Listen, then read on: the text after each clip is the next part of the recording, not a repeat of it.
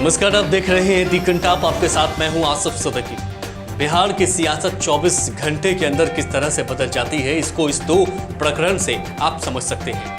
मनजीत सिंह जहां ये फैसला ले चुके थे कि वे राजद में शामिल होंगे, 3 जुलाई को पार्टी की सदस्यता लेंगे, तो वहीं दूसरी तरफ नीतीश कुमार के ही मंत्री मदन साहनी अपने ही विभाग के अफसरों पर कार्रवाई नहीं करने का, काम नहीं करने का आरोप लगा करके मंत्री पद से इस्तीफा देने की बात कह रहे हैं। पहले हम बात कर लेते हैं मंजीत सिंह की।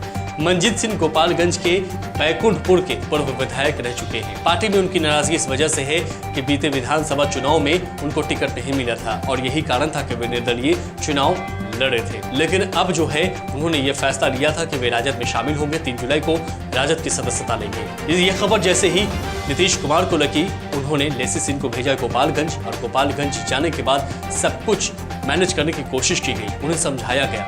लेकिन जब वो नहीं समझे तब मनजीत सिंह को पटना लाया गया।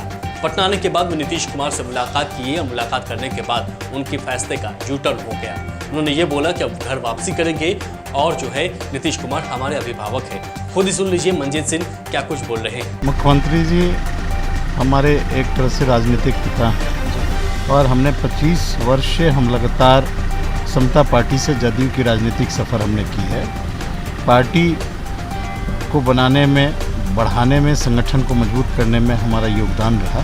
थोड़ी मोड़ी चुनाव में उम्मीदवार नहीं बना जाने से नाराज़गी थी। हमने अपनी दर्द को कहा, अपने कार्यकर्ताओं की दर्द को कहा, मुख्यमंत्री ने गंभीरता से लिया और हम पुनः घर वापसी करेंगे। घर वापसी करें, लेकिन आज आपने मुलाकात की मूल वजह क्या रही थी उसकी? हम अपने दर्द को हमने बयान किया, जो हमको विधानसभा में उम्मीदवार नहीं बनाया गया और हमको उम्मीदवार बनाया जाता तो आज हम जदयू के विधायक के रूप में रहते और इस पार्टी को और संगठन को हम मजबूत करते। मुख्यमंत्री जी ने विस्तृत अपनी बात को बताया। जो भी एनडीए में जिस तरह से सीट बंटवारे को लेकर बातें हुई थी, उन सारे बातों को मुझको एक्सप्लेन किया है। हमारी सारी नाराज़गी खत्म हो गई, हम घर वापसी करेंगे। बिहार सरकार के मंत्री ने जितनी फिर पेशकश कर दी है मदन साहनी ने, उनकी जानकारी नहीं है मुझे, क्योंकि हमने अभी कहीं से इसकी सूचना हमको प्राप्त नहीं हुई है।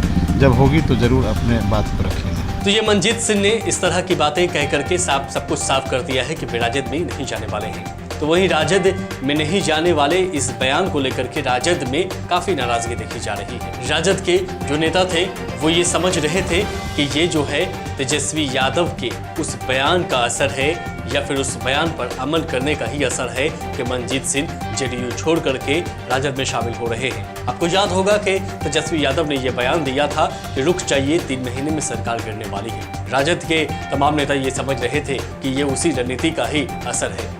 खैर, अब तो राजद की उस रणनीति का कोई असर होता नहीं दिख रहा है। तो वहीं अगर बात कर ले मदन साहनी की, तो मदन साहनी का साफ तौर पर कहना है कि उनके ही अफसर उनकी बातों को नहीं मानते हैं। फ़ोन करने पर फ़ोन रिसीव नहीं होता है, बल्कि ट्रांसफ़र पोस्टिंग में अफसर काफ़ी एक्टिव होते हैं, लेकिन जब काम होता है तब ऐसे में वो एक्टिव नहीं होते। मनजीत सिंह समाज कल्याण मंत्री हैं, वो अपने पद से इस्तीफा देने वाले हैं। उनके इस फैसले के बाद नीतीश सरकार की मुश्किलें बढ़ सकती हैं। ऐसा इसलिए कह रहे हैं क्योंकि मदन साहनी मंत्री पद से अगर इस्तीफा देंगे तब ऐसे में विपक्ष जो है निशाना साधेगा और सरकार की पूरी तरह से किरकिरी होगी कि मंत्री की ही बात अफसर नहीं मानते हैं और सरकार पर अफसरशाही हावी है। तो ऐसे में सरकार किस तरह से चल रही है, ये भी सवालिया निशान खड़ा करता है। हालांकि देखना ये होगा कि मदन साहनी कब तक मंत्री पद से इस्तीफा देते हैं और क्या कुछ होता है बिहार के राजनीतिक घटनाक्रम में, ये देखना दिलचस्प होगा। फिलहाल जो है वर्तमान राजनीति हिचकोले खा रही है बिहार की।